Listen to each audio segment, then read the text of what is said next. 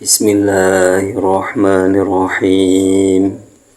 Al-hadisus saminu an ibni Umar radhiyallahu ta'ala anhuma anna Rasulullah sallallahu ta'ala alaihi wa alihi wa sallama qala umirtu an uqatilan nasa hatta yashhadu an la ilaha illallah wa anna Muhammadar Rasulullah wa yuqimus salata wa yu'tuz zakata fa idza fa'alu dhalika asamu minni dima'ahum wa amwalahum illa bihaqqil islami wa hisabuhum 'ala Allah ta'ala.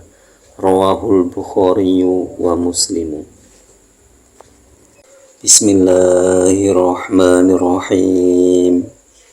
Al-hadisus saminu utawi iki iku hadis kang kaping 8. Ani Ibnu Umar kacerita saking Ibnu Umar radhiyallahu muga-muga ngrindani Allah sapa Allah ta'ala halim maha luhur sapa Allah anhuma ing Ibnu lan Umar anna Rasulullah sallallahu ta'ala alaihi wa alihi wasallam sak temene Kanjeng Rasulullah sallallahu alaihi wa alihi wasallam salam mugi paring rahmat ta'zim Allahu sapa Allah ta'ala halimah luhur sapa Allah alaihi ing atase Rasulullah wa alihi lan ing atase keluargane Rasulullah wasallama lan rahmat keselamatan. Qala iku dawuh sapa Rasulullah rupane dawuh umirtu an uqatilan nasa ila akhirih.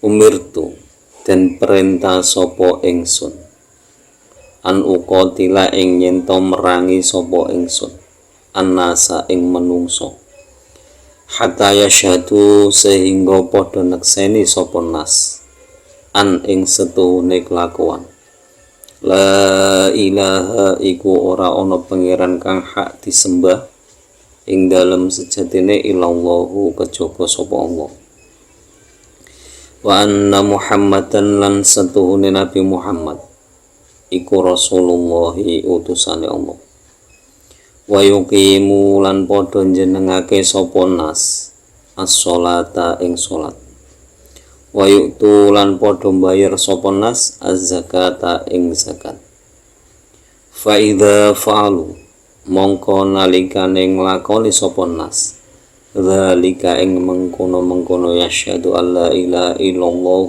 ila akhirih asamu mongko kareksa sapa nas minni saking ingsun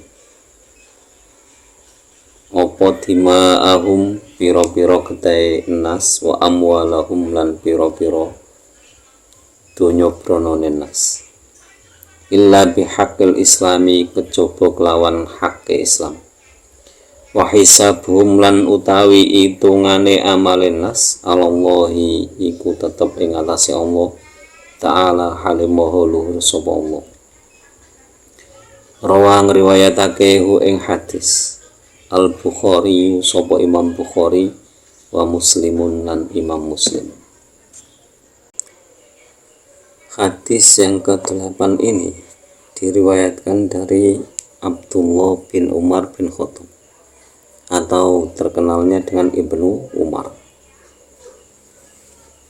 Ibnu Umar itu menjelaskan bahwa sesungguhnya Rasulullah Muhammad sallallahu alaihi wasallam itu bersabda bahwa saya diperintahkan untuk memerangi manusia sampai manusia tersebut bersaksi bahwa tidak ada Tuhan selain Allah dan bersaksi bahwa sesungguhnya Nabi Muhammad adalah utusan Allah. Kemudian manusia tersebut mendirikan sholat menunaikan zakat. Jadi 3 hal.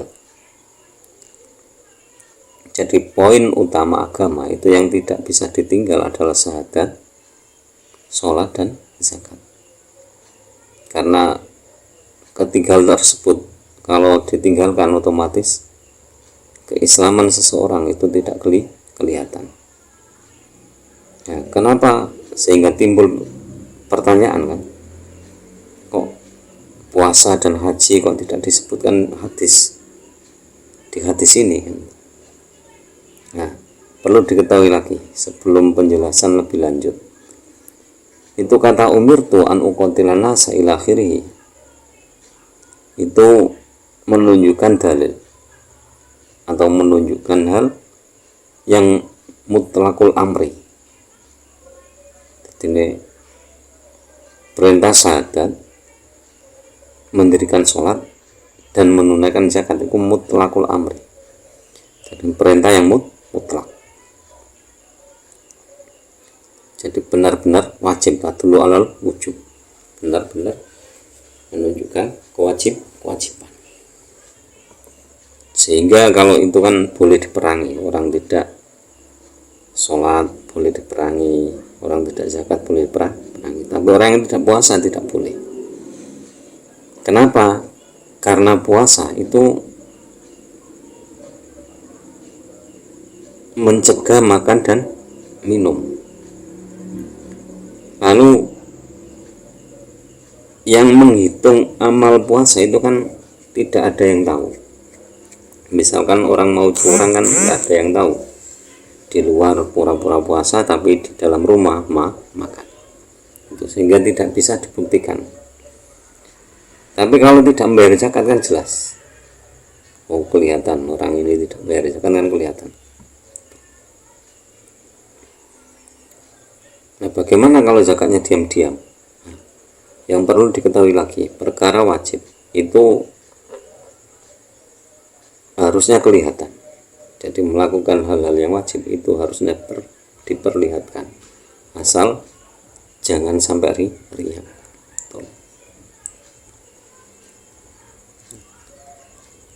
Nah, begitu juga haji itu juga tidak menyebabkan orang yang meninggalkan haji terus bisa dihukum mati, tidak bisa. Karena tidak semua orang bisa menjalankan haji, dan bagi yang mampu.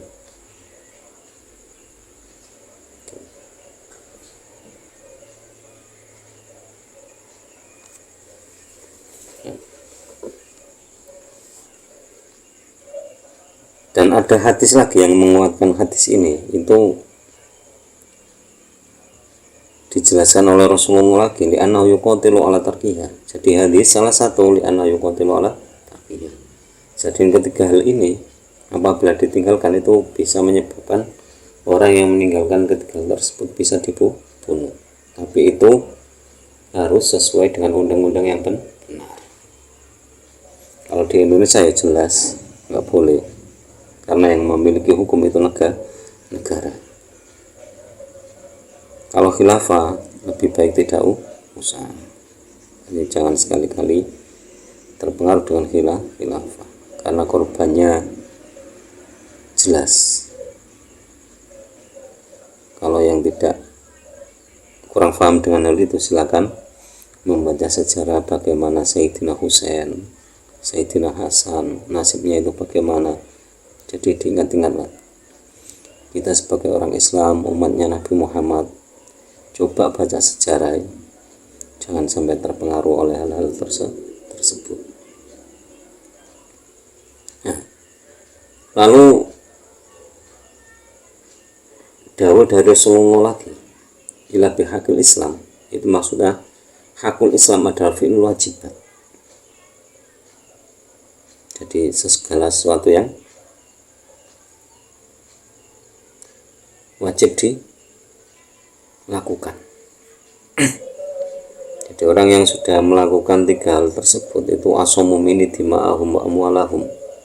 Jadi ini harta bendanya, darahnya itu terjaga dari saya. Maksudnya itu dijaga benar-benar oleh agama. Jadi tidak boleh diambil. Jadi tidak boleh mengambil harta orang Islam, itu tidak boleh. Membunuh, menumpangkan darah orang Islam tidak boleh. Haram hukumnya. Jadi ini dalil arahnya ke sana.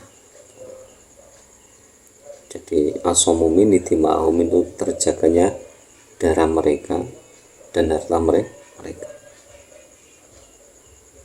Jadi kalau misalkan bagaimana saya ingin memiliki hartanya A, ya harus dengan bihaqil Islam.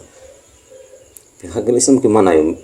Misalkan pengen tahu rasanya uang si A, yuk kita jual apa, akhirnya kan dibeli sama si A, kita bisa merasakan uangnya si A, itu kan halal.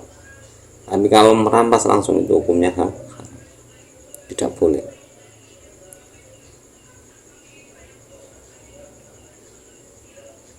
Nah, makanya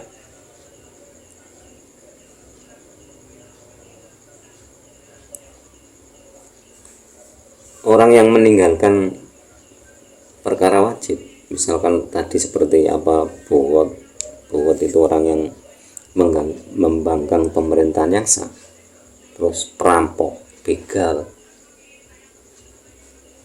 orang yang meninggalkan zakat,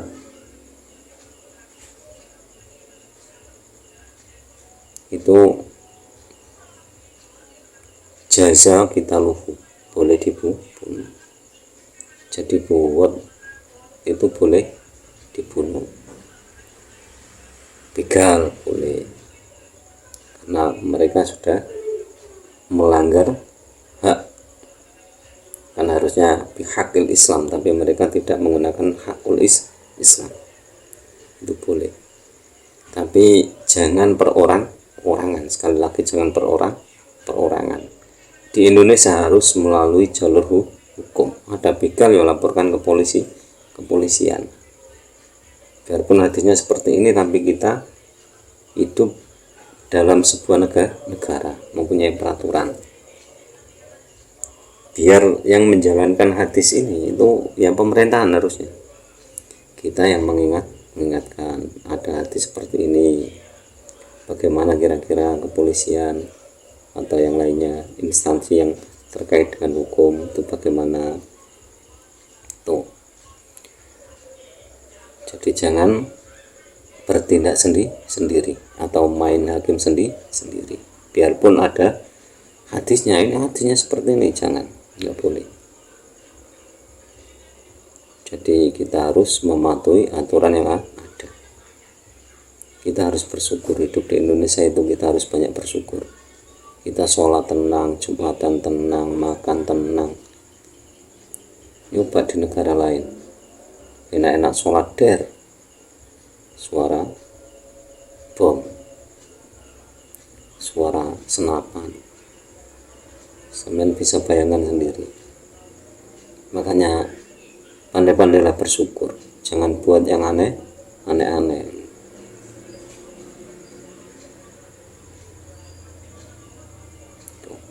Jadi semua harus bihaqil Islam. Jadi ini mau mengambil harta orang Islam ya dengan haknya Islam, lewat jual beli itu kan bisa. Makanya terakhirnya kan penutupan wa hisabuhum 'alallahi. Adapun hitungannya, hisab amal mereka itu sudah dipasrahkan kepada Allah. Asal kelihatan sholat, biarpun kadang-kadang yang penting sudah kelihatan sholat. Jangan terus dihukumi lagi, ini sholatnya pendak Jumat toh, nggak usah seperti itu. Ini zakatnya mendak zakat fitri toh, nggak usah seperti itu. Yang penting sudah kelihatan, ya kan, sudah beres. Jadi jangan dicari kesalahannya itu. Karena bukan hak kita mencari kesalahan, bukan kewajiban kita mencari kesalahan orang lain, tidak. Jadi kewajiban kita itu mengingatkan. Jadi kurang lebihnya penjelasan seperti itu. Mohon maaf apabila ada kesalahan. Semoga kesalahan itu diampuni oleh Allah, dan semoga lantaran ngaji ini kita mendapatkan ilmu yang bermanfaat di dunia wal akhirah, ilmu yang disertai dengan hidayah. Akhirul kalam, ihdinas siratal mustaqim, wallahul muwaffiq ila aqwamit thoriq. Wassalamualaikum warahmatullahi wabarakatuh.